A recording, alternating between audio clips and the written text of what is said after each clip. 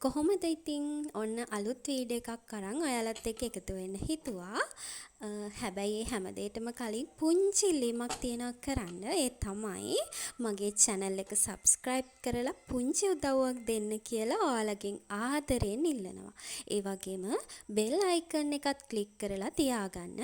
එතකොට දිගටම ඔයාලට පුළුවන් මගේ videos එක එකතු වෙලා ඉන්න. එහෙනම් මේ වීඩියෝ එකත් බලන්න කියලා ආදරෙන් ඉල්ලනවා. මේ තියෙන්නේ උදේට මගේ කාමරේ ජනේලේ ඇරියාම මට පේන view එක. ඒක හරි ලස්සනයි. මොකද වෙල්යාය ඊට පස්සේ පැහැදිලි අහස, එහෙයින් පේන ගස්, ඒ අතරින් තියෙන ගෙවල් මේ හැම එකක් එක්කම හරිම ලස්සනට උදේට මේ view එක මට දකින්න පුළුවන්. ඉතින් මං හරි ආසයි මෙන්න මේ වගේ පරිසරයක ජීවත් වෙන්න. ඉතින් ඔන්න මල් කීපයකුත් මං අද වීඩියෝ එකේ මුලට දැම්මා. හැබැයි අද නම් මල් වීඩියෝ එකක්ම නෙමෙයි අරන් එන්නේ. අද මගේ වත්තේ වැඩ කීපයක් කරනවා. ඒ නිසා මගේ වත්ත බලන්න කැමති ඔයාලට පුළුවන් මේ වීඩියෝ එකෙන් මගේ වත්ත කොහොමද කියලා බලන්න. මේ තියෙන්නේ ඉතින් මගේ මිදුලේ තියෙන මල් ටික තමයි. උදේ පාන්දර මේවත් එක පොඩ්ඩක් කතා කරලා මේවා අතපත ගාලා හිටියේ නැත්තම් මට දවසම හරියන්නේ නැහැ. දවසේම කෑවේ නැහැ වගේ දෙයක් තමයි මට නම් දැනෙන්නේ. ඉතින් මෙයාලවත් බලලා මං මිදුලත් අතු ගාලා ඊට පස්සේ අපි යන්නේ අම්මයි මායි වත්තට යන්න තමයි හදන්නේ. වත්ත කියන්නේ අපේ ගේ පිටිපස්සේ තමයි වත්ත තියෙන්නේ. උදේට කන්න ඕන කඩල ටිකක් තම්බ ගත්තා. මං ආසයි පොලුත් එක්ක කඩල කන්න. ඒකත් කාලා මේ තියෙන්නේ රත් කෙසෙල්. ඕගොල්ලෝ දන්නවද දන්නේ නැහැ රත් කෙසෙල්?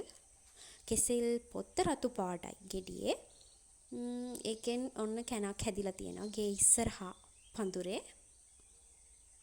මේ තියෙන්නේ. ඒකත් හරිය ලස්සනයි.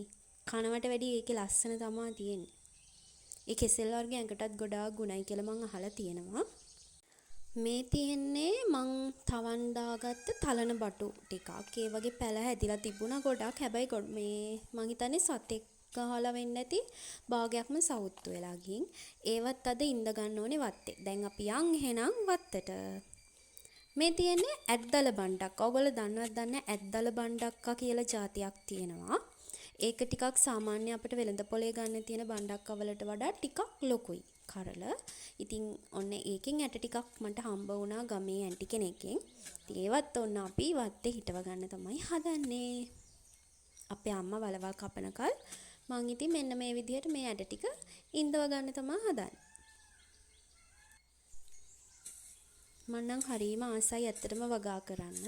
මොකද ඒක මානසික නිදහසක් ඇත්තටම. මට මිග්‍රේන් තියෙන කෙනෙක් මම. අනික දැන් මම යුනිවර්සිටි ඉන්න කෙනෙක්. වැකේෂන් එක නිසා තමයි මෙන්න මේ විදිහට මම ගමේ වීඩියෝස් අරන් එන්නේ. ඉතින් ඒ නිසා මං හිතුවා වැකේෂන් එකේ මොනවා හරි වගා කරලා යන්න ඕනේ කියලා. මොකද මං මල් උනත් වගා කරන්නේ මං හරි ආසයි. මම ඇත්තටම යුනිවර්සිටි එක මං කොළඹ යුනිවර්සිටි එකේ ඉන්නේ. ඉතින් එතකොට මම වැකේෂන් එකකට ගෙදර ආවාම පොඩ්ඩක් හරි හිත නිදහස් කරගන්න මට මගේ මල් පැල ටික මේ වත්ත ගොඩාක් උදව් වෙනවා. මේ තියෙන්නේ මං කලින් ඉඳගත්ත තක්කාලි පැල ටිකක්. මේවා ටික සුද්ධ කරන්නත් ඕනේ. සුද්ධ කරන්න කලින් තමයි මේ ඔයාලට අරන් ආවේ. මේ හදන්නේ අපි කව්පි වගේක් ඉඳලා තිබ්බ අපේ අම්මා. ඒවට පස් දාන්න. ඒ පැල ලොකු වෙන්න කැඩෙන නිසා ඒවට පස් දාලා කඳ ටිකක් ශක්තිමත් වෙන විදිහට හදලා තියන්න තමයි මේ හදන්නේ. ඉතින් එහෙනම් අපි දැන් පස් දාන්න පටන් ගනිමු. මේ තියෙන්නේ ඉතින් අපේ වත්තේ ඉඳලා තියෙන කෙසෙල්.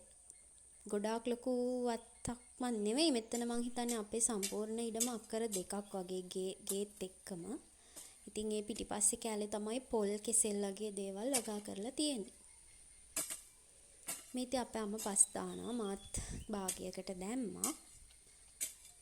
මේ තියෙන්නේ පැල තාම පුංචි. හැබැයි පස් දාලා පෝර ටිකක් දාලා ගත්තාම මේවා හොඳට හැදෙයි කියලා හිතනවා. ඇත්තටම මම හරිම වාසනාවන්තයි. මොකද මේ වගේ පරිසරයක ජීවත් වෙන්න ලැබීම ගැන මං හිතන්නේ මේ පොළවට බරක් නොවි ජීවත් වෙන්න පුළුවන් අපි හැමෝටම. ඉතින් කෙල්ලෙක් වුණත් කොල්ලෙක් වුණත් වයසට යද්දිම ඉන්න ඕනේ නැහැ. ඒ කියන්නේ දැන් සාමාන්‍යයෙන් තරුණ අය අකමැතිනේ පස් අල්ලන්න මේවත් එක්ක වැඩ කරන්න හරි අකමැති. මං එහෙම නෑ. මේ තියෙන්නේ අපේ අම්මා කෙසෙල් පැලයක් ඉඳනවා. මේවා මොනවද මෙහෙනම් කියන්නේ ආනමාළු කෙසෙල් පැලයක්. එහෙම තමයි. මෙන්න මේවා දන්නවද? මේවා මල් පැලයක් නන් නෙමෙයි. මං වත්තෙන් තමයි අරගෙන ආවේ. මේවට කියන්නේ ඉලපත් කියලා මං හිතන්නේ. අර අපේ ගෙදර තියෙනවා මැටි ලිපක්. ඉතින් ඒක පිරිසිදු කරන්න අපි මේවා තමයි පාවිච්චි කරන්නේ. ඉස්සර අයත් මං හිතන්නේ මේ දේවල් තමයි පාවිච්චි කරේ සෝබාදහමත් එක්ක.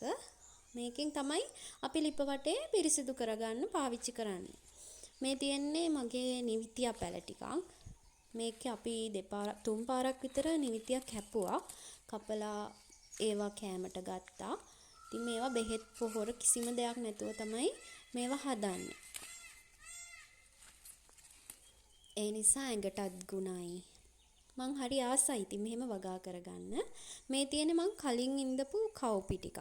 ඇත්තට මේ ටික නම් මම තමයි ඉඳුවේ. ඊට පස්සේ මම කැම්පස් ගිහිල්ලා ආපහු වැකේෂන් එකට ආවට පස්සේ තියෙන තත්ත්වය තමයි මේ. මේ වගේනුත් අපි දෙපාරක් විතර පළදාව ගත්තා. දැන් ආයෙම චූටි කරල් හැදිලා තියෙනවා මේ තියෙන්නේ. ඒවා තාම මදි පොඩි කරල් තියෙනවා තාම.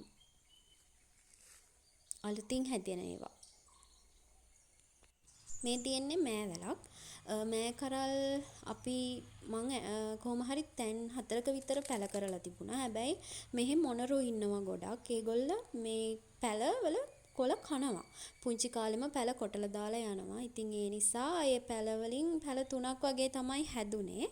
ඒ එකක තියෙන කරල් තමයි ඔයගොල්ලෝ මේ දකින්නේ. ඔන්න ඊට පස්සේ මහන්සියටත් එක්ක අපේ අම්මා මේ දොඩම් කඩනවා. මේ දොඩම් වලින් ජූස් එකක් හදාගන්න තමයි ඕනේ. මේ තියෙන්නේ ගෙදර වත්තේම හැදුන පැණි දොඩම්. මං හරි ආසයි මෙන්න මේ දොඩම්. හරිම රසයි, පැණි රසයි, ඇඹුල් නම් පොඩ්ඩක්වත් නැහැ. ජූස් හැදුවාම මාරම රසයි. මේ තියෙන්නේ ගස් ලැබු පැලයක්. මේක ගේ මුලම පැලවෙලා හැබැයි අපි ඒක කැපුවෙත් නැහැ, අයින් කරන්නෙත් නැහැ. ඔක කොහොම ලොකු වෙන්න දෙනවා. ඔහොම තමයි ඉතින් අද වත්තේ වැඩ ටික වුණේ. මේ තියෙන්නේ මෙහෙට හුළඟ අද ගොඩක්.